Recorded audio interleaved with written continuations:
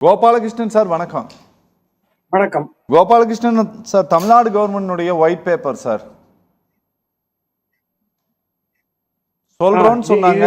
அதனால ஒரு white paper கொடுத்திருக்காங்களா இல்ல இந்த ஒயிட் பேப்பர்ல கவனிக்கப்பட வேண்டிய அம்சங்கள் நிறைய இருக்கா?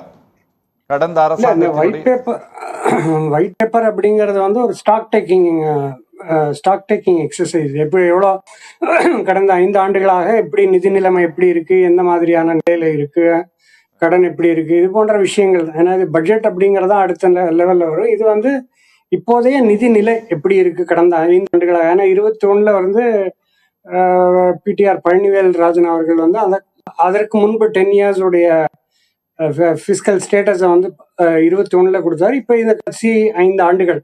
அதனால இது 2 விதமா பார்க்கலாம். ஒன்று வந்து அரசியல் ரீதியாக இப்போ பல்வேறு குற்றச்சாட்டுகள் நேற்றுக்கு இன்னைக்கெல்லாம் பார்த்தோம். பட் பொருளாதார ரீதியாக வந்து ஒரு அரசாங்கமும் இதை வெளிப்படையாக சொல்வதுதான் மக்களுக்கு நன்மை பயக்கும். ஏன்னா இப்ப மக்களுடைய என்னுடைய மெசேஜ் இந்த ஒயிட் பேப்பர் மூலமாக என்ன அப்படின்னா, மக்களுக்கு பொருளாதாரம், ஒரு அரசாங்கம் வந்து அன்லிமிட்டடாக கடன் வாங்க முடியாது, நினைத்ததையெல்லாம் கொடுக்க முடியாது, இல்ல மக்கள் நினைத்ததையெல்லாம் அரசாங்கம் அவர்களுக்கு கொடுக்க முடியாது. அப்படிங்கிற விஷயத்த வந்து புரிந்து கொள்வதற்கு இது ஒரு ரியாலிட்டி செக்காக இருக்கும். தனிநபர் கடன் மாதிரியோ இல்ல ஒரு வீட்டு கடன் மாதிரியோ அரசாங்கத்திற்கும் இந்த நிதி நெருக்கடி அப்படிங்கிறது இருக்கத்தான் செய்யும்.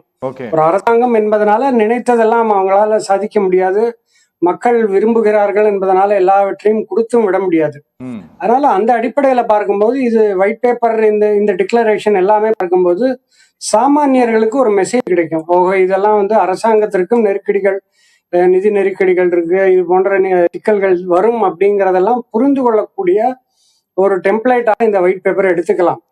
மற்றபடி இது வந்து அந்த டேட்டா தான், என்ன டெட் இது வரைக்கும் வந்திருக்கு அப்படிங்கறதெல்லாம் நேற்று பார்த்தோம்.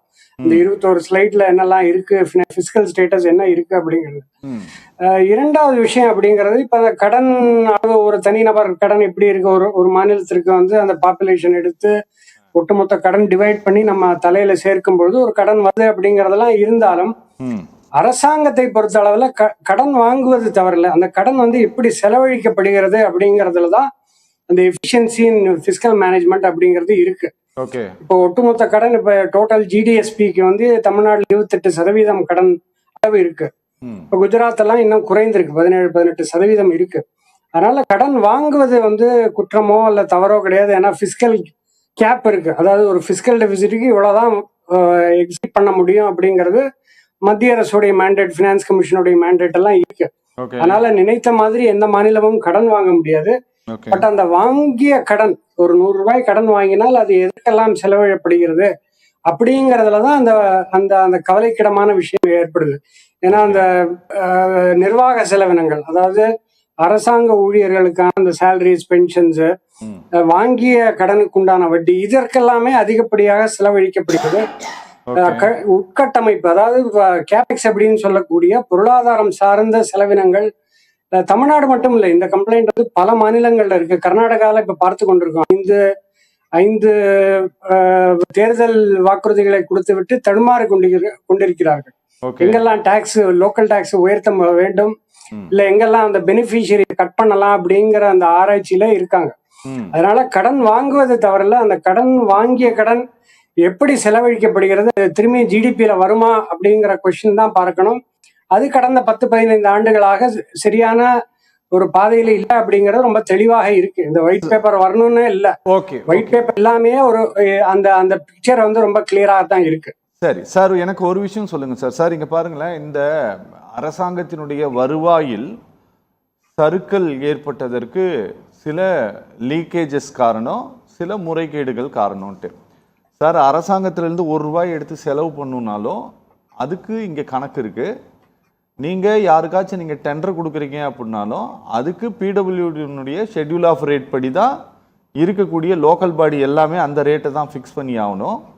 நீங்கள் இந்த டிபார்ட்மெண்ட் வந்து ஒரு கட்டணத்தை வசூல் பண்ணுறாங்க பில்டிங்க்கு அப்படின்னா அதுக்கு நகரத்துக்கு என்ன கட்டணம், கிராம பகுதிக்கு என்ன கட்டணம், இன்னும் உள்தங்கி இருக்கக்கூடிய பகுதிகளுக்கு என்ன கட்டணம் அப்படிங்கிறது நிர்ணயிக்கப்பட்டிருக்கிறது. இதை தாண்டி எதுவும் இல்லை.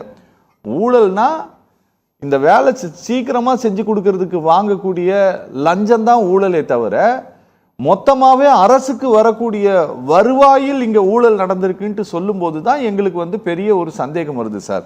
இந்த அரசுக்கு வரக்கூடிய வருவாயில் ஊழல் அப்படின்னா அது எப்படி சார் அண்டர்ஸ்டாண்ட் பண்ணிக்கிறது சார் கோபாலகிருஷ்ணன்? அது ரொம்ப ரொம்ப சுலபம் தான். அது ஜிஎஸ்டி வருவதற்கு முன்னாடி வந்து அந்தந்த மாநிலங்கள்ல தான் வரி வருவாய் இருந்தது.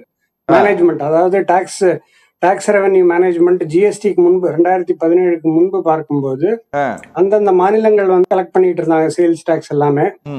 அதுல எப்படி இழப்பீடு அந்த லீக்கேஜஸ் எப்படி வருது அப்படின்னா அண்டர் ரெஜிஸ்டர் பண்றதுதான். அதாவது இவ்வளவு சேல் நடந்திருக்கு, அதை வந்து குறைத்து, எனக்கே அந்த அனுபவம் இருந்திருக்கு. நான் வந்து 2017க்கு முன்பு ஒரு பெரிய கடையில வந்து ஒரு பொருள் வாங்கினேன். அந்த பில்லுல வந்து பணம், அந்த அமௌண்ட் இருந்தது, பில் மேல வந்து அந்த கடையோட பெயர் இல்லை, வெறும் எம்டியா இருந்தது. ஸோ அது ரொம்ப கிளியர் கேஸ். அது வந்து இவேஷன், டாக்ஸ் இவேஷன்ங்கிறது தெரியுது. அதனால ஜிஎஸ்டி வந்ததுக்கு அப்புறம் நம்ம அந்த கலெக்ஷன் உயர்ந்து கொண்டே இருக்கு இல்லையா, அதெல்லாமே லீக்கேஜஸ் தடுக்கப்பட்டு அரசு கஜானாக்கு வர வேண்டிய பணம் வந்து கொண்டிருக்கு அப்படிங்கறது அர்த்தம். ஒண்ணு வந்து பொருளாதாரம் வளர்கிறது, ஜிஎஸ்டி கலெக்ஷன் உயர்கிறது. இன்னொரு வந்து லீக்கேஜஸ் குறைகிறதால ஜிஎஸ்டி கலெக்ஷன்ல அதுல ஒரு ஏற்றம் இருக்கு. அதனால லீக்கேஜஸ் அப்படிங்கிறது இப்ப ஃபார் எக்ஸாம்பிள் இந்த அரசு வந்ததுக்கு பிறகு அந்த கனிம வளங்களை பத்தி அதிகமாக அவங்க பேசிட்டு இருக்காங்க. அதாவது அதுல வரக்கூடிய அந்த வருவாய் வந்து நேர்மறையாக வந்தது அப்படின்னா அரசாங்கத்திற்கு நிறைய வரும். இன்னும் அதை டேட்டா காமிக்கணும். அதாவது எவ்வளவு இழப்பீடு வந்தது, எவ்வளவு வந்திருக்கலாம் அப்படிங்கறதெல்லாம் இன்னும் டேட்டாவோட காமிக்கலாம். ஸோ இதுதான் லீக்கேஜஸ். மற்றபடி முறைகேடுகள் அப்படிங்கறது வந்து நம்ம என்னால எந்த பேசிஸ்ல என்னால சொல்ல முடியல. பட் லீக்கேஜஸ் அப்படிங்கிறது கட்டாயம் அரசாங்கத்திற்கு வர வேண்டிய ஒரு வருவாய் அப்படிங்கிறது வந்து இழப்பீடு, அது டாக்ஸ் மூலமாக நடந்திருக்கு இந்த காலங்கள்ல. அதனாலதான் ஜிஎஸ்டி வந்ததுக்கு பிறகு அந்த லீக்கேஜஸ் எல்லாம் தெளிவாகவே தடுக்கப்படல சார். இல்ல சார், எனக்கு நீங்க சொல்றது எனக்கு புரியல சார். சார் இப்போ நம்ம போய் ஒரு ஹோட்டல்ல சாப்பிட்றோம் சார், சென்ட்ரல் ஜிஎஸ்டி விழுது, ஸ்டேட் ஜிஎஸ்டி விழுது. அதனால அதுக்கும் நீங்க இன்னைக்கு போய் ஒரு ஹோட்டல்ல போய் ஒரு நல்ல ஹோட்டல்ல டீ சாப்பிட்டீங்கன்னாவோ இல்லை வேற ஏதோ ஒரு மளிகை பொருள் வாங்குறீங்கன்னாவோ நீங்க டாக்ஸ் பே பண்றீங்க, அந்த ஸ்டேட் டாக்ஸாகவும் போகிறது. அதுக்கும் ஒரு மாநிலத்தினுடைய வரி வருவாய், மாநில அரசின் மூலமாக வரக்கூடிய வரி வருவாயில லீக்கேஜ், அதுல ஊழல் அப்படின்னு சொல்லுவதற்கும் வித்தியாசம் இருக்கே சார். ரெண்டையும் எப்படி கம்பேர் பண்ண? இல்ல ஜிஎஸ்டிக்கு முன்னாடி, ஜிஎஸ்டிக்கு நான் சொன்னது வந்து ஜிஎஸ்டி வருவதற்கு முன்பு சென்ட்ரல் டாக்ஸ் இல்ல, இன்டைரக்ட் டாக்ஸ்ல வந்து சென்ட்ரல் டாக்ஸ் இல்ல. சோ அப்ப என்ன இருந்தது அப்படின்னா தமிழ்நாட்டுக்கு உள்ள டாக்ஸ் எல்லாமே தமிழ்நாட்டு நிர்வாகம் தான். இங்க சேல்ஸ் டாக்ஸ் நிர்வாகம் பண்ணப்பட்டது. எல்லா வரிகளுமே வந்து மாநில அரசாங்கத்துடைய, மாநில அரசுகளுடைய கட்டுப்பாட்டுல இருந்ததை தான் இப்போ ஜிஎஸ்டியா கொண்டு வந்திருக்கு. புரியுது. அந்த 2017க்கு முன்பு அந்த லீக்கேஜஸ் இருந்ததுனாலதான் அந்த ஜிஎஸ்டி வந்ததுக்கு பிறகு அந்த கலெக்ஷன் உயர்ந்து கொண்டிருக்கு. இரண்டு வகையில உயருது. நான் சொன்ன மாதிரி ஒண்ணு பொருளாதாரத்துடைய விரிவாக்கம், ரெண்டாவது அந்த லீக்கேஜஸ் குறைந்து நம்மளுடைய அந்த ட்ரெஷரி வருவதனாலதான் ஜிஎஸ்டி கலெக்ஷன் அப்படிங்கிறது தொடர்ந்து கன்சிஸ்டன்டா உயர்ந்து கொண்டிருக்கு. நான் சொன்ன எக்ஸாம்பிள் வந்து ஜிஎஸ்டிக்கு முன்னாடி சொல்றேன். ஓகே சார், ஓகே பேசலாம் சார். நம்ம சார் கோபாலகிருஷ்ணன் சார் வணக்கம். கோபாலகிருஷ்ணன் சார், வழக்கமாக திருச்சியில வந்து விஜய் பேசும்போது சொன்னாரு, இப்போது சட்டமன்றத்தை என்ன நடக்கிறது என்று நிறைய பேர் பார்க்க தொடங்கி இருக்கிறார்கள், இந்த மாற்றத்திற்கு யார் காரணம்ட்டு நாங்க சொல்லி உங்களுக்கு தெரியணும்ட்டு அவசியம் இல்லை அப்படின்னாரு. உண்மையில் திரு விஜயினுடைய அரசியல் வருகைக்கு பிறகு, இந்த ஆட்சி மாற்றத்திற்கு பிறகு பலர் இந்த நாட்டில் என்ன நடக்கிறது, சட்டமன்றத்தில் என்ன நடக்கிறது, அமைச்சர் பெருமக்கள் என்ன பேசுகிறார்கள் அப்படின்ட்டு கவனிக்கிறார்கள். சார், இந்த வெள்ளை அறிக்கையை நிறைய பேர் பார்த்துருக்குறாங்க. ஆனால் இந்த வெள்ளை அறிக்கையில் இதில் நிறைய சொல்லியிருக்காங்க. இந்த வெள்ளை அறிக்கையில் பொதுவாக சொல்லி சென்றிருக்கக்கூடிய இந்த வருவாய் சறுக்கலுக்கு, மாநிலத்தினுடைய வருவாய் சறுக்கலுக்கு ஊழல் காரணம் அப்படின்ட்டு சொல்லி சென்றிருக்கக்கூடிய குற்றச்சாட்டு இன்னும் கூட கொஞ்சம் கவனமாக இந்த அரசு இந்த அறிக்கையை கையாண்டு இருக்கலாமா சார்? இல்ல, அதுதான் இந்த வெள்ளை அறிக்கையில வந்து பொருளாதாரம் ஒரு பக்கம், அரசியல் இன்னொரு பக்கம். அதுல வந்து ஒரு காயினுக்கு இரண்டு பக்கம் இருக்கிற மாதிரியான விஷயங்கள் தான். ஓகே. ஸோ இது வந்து அரசியல் கலப்பு இருக்கு. ஏன்னா 21ல அது நடந்தது. 21ல அவர்கள் அந்த 10 ஆண்டுகள் எப்படி இருந்து அப்படிங்கிற ஒரு பேலன்ஸ் ஷீட்டை 21 வெள்ளை அறிக்கையை வந்து பார்த்தோம். இப்ப 26ல இந்த கடந்த 5 ஆண்டுகள் எப்படி வந்தது அப்படிங்கிறது அரசியல் கணக்குகள் நிச்சயமாக இருக்கதான் செய்யும். ஏன்னா இது வந்து ஒரு பொலிட்டிக்கல் பாயிண்ட்ஸ் ஸ்கோர் பண்றதுக்கான ஒரு ஆயுதமாக வெள்ளை அறிக்கை அமைந்திருக்கு. அதுல வந்து மாற்று கருத்து இல்லை.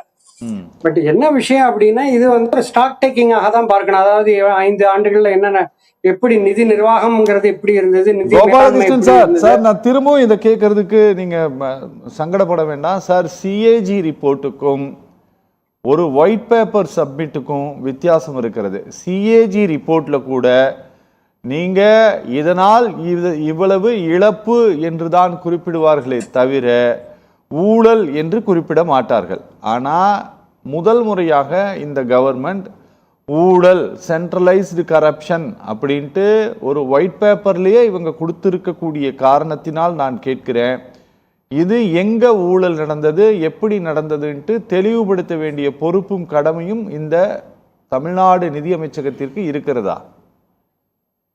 கண்டிப்பாக இருக்கு. அதான் இப்ப சிஏஜியோடைய ரோல் வந்து பொலிட்டிக்கல் ரோல் கிடையாது. அவர் வந்து இப்போ ஒரு திட்டத்துல முறைகேடு இருந்தது அப்படின்னா முழு ஆதாரத்தோட அந்த முறைகேடு இருந்தால் அது மட்டும்தான் அவங்களால அந்த டாக்குமெண்ட்ல கொண்டு வர முடியும். ஓகே. போற போக்குல சிஏஜியோட ரிப்போர்ட், ஏன்னா சிஏஜிங்கிறது வந்து உச்சகட்ட ஒரு அந்த ஆடிட்லயே வந்து நிதி நிர்வாகத்துடைய அந்த ஆய்வுகள்ல முக்கியமான ஆய்வு வந்து சிஏஜி தான். ஏன்னா அது வந்து மாநில அரசு, மத்திய அரசு, எல்லா அரசாங்கம் சார்ந்த எல்லா ஏஜென்சிஸுக்குமே சிஏஜியோடைய ஆடிட் அப்படிங்கிறது இருக்கும். அதனால அதே வந்து நம்ம இந்த அரசாங்கத்துடைய வெள்ளை அறிக்கை அப்படிங்கிறது வந்து அது வந்து ஒரு அளவுக்கு நிதி மேலாண்மை, நிதி நிர்வாகம் பிளஸ் அரசியல் எல்லாம் சேர்ந்துதான் இருக்கும். இதற்கு வந்து பதில் அளிப்பது எப்படி வந்து ஃபினான்ஸ் டிபார்ட்மெண்டோட ரிப்போர்ட் எப்படி அரசியல் சேர்ந்து வரும் சார்? என்ன சார் இது, ஒரு ஆடிட்டிங் ரிப்போர்ட்ல அரசியல் அவர்களுடைய ஃபினான்ஸ் டிபார்ட்மெண்ட் இல்ல, அவர்களுடைய ஃபினான்ஸ் டிபார்ட்மெண்ட் தானே சார். பக்கத்துல பிரசன்டேஷன் அப்படிங்கறதுல இல்ல அந்த பிரசன்டேஷன்ல கொடுக்கப்பட்டிருக்கிறதா நீங்க சொன்ன அந்த முறைகேடுகள் நடந்திருக்கு, கரப்ஷன் அப்படிங்கறதெல்லாம் விஷயம். அது வந்து டிபார்ட்மெண்டோடைய நம்பர்ஸ் வந்து பினான்ஸ் டிபார்ட்மெண்ட்ல இருந்து இருக்கக்கூடிய நம்பரை எடுத்து இவர்களுடைய மொத்த அரசாங்கத்துடைய அறிக்கையா வந்திருக்கு, அவ்வளவுதானே தவிர அந்த நரேட்டிவ் அந்த என்ன குறுக்கப்பட்டிருக்கு அந்த நரேஷன் அப்படிங்கறது வந்து அரசாங்கத்துடைய நரேஷன். அதற்கு இவங்க தான் கண்டெஸ்ட் பண்ணுமே தவிர இது வந்து ஃபைனலாக நம்ம எடுத்துக்கொள்ள முடியாது. அதனாலதான் இப்ப சிஏஜியோடைய ஆடிட் அப்படிங்கிறது வந்து முழுக்க நம்பர் பேஸ் பண்ணி ஒரு தணிக்கை தான். அதுல வந்து ஊழல் இருந்தது அப்படின்னா அது ஆராயப்பட்டு அதனுடைய ஆதாரங்கள் திரட்டப்பட்டு இந்த ஒயிட் பேப்பர்ல பொதுவா சொல்லிட்டு போயிட்டாங்க அரசியல் மேடையில பேசுற மாதிரி. இல்ல, இது வந்து ஒரு என்கொயரி, ஒரு வந்து இது வந்து ஒரு தணிக்கையோ இல்ல ஒரு ஆய்வறிக்கையோ கிடையாது. நம்பர்ஸ் வந்திருக்கு, இதான்